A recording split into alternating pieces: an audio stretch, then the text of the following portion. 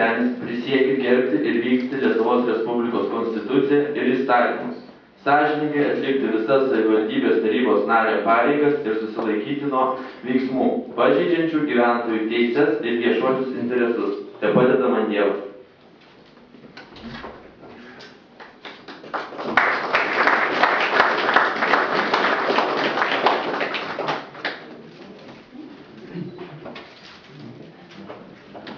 Prisiekti kviečiama Aldona Krikliauskienė.